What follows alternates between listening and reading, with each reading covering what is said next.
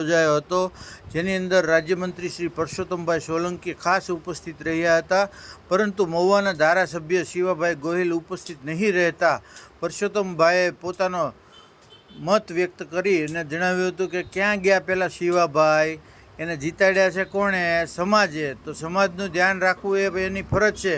જે સમાજનું ધ્યાન ન રાખે એને નુગરો કહેવામાં આવે.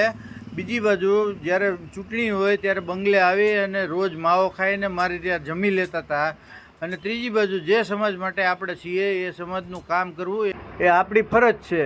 અને શિવાભાઈ, તમે પૈસા કમાઈને ક્યાં ક્યાં છુપાવ્યા છે તે બધી વાતની મને ખબર છે, તેવું પણ જણાવી માર્મિક ટકોર કરી હતી.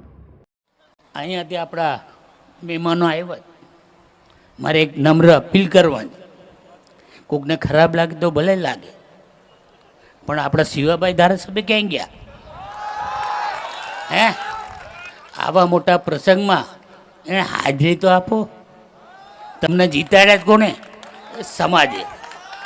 જો તમે એને ભૂલી જાય ને તો તમારે જો નુગરો કોઈ માણા નથી. અને મને ન જ ગમતું આ બધું. તમે સમજો તો ખરા.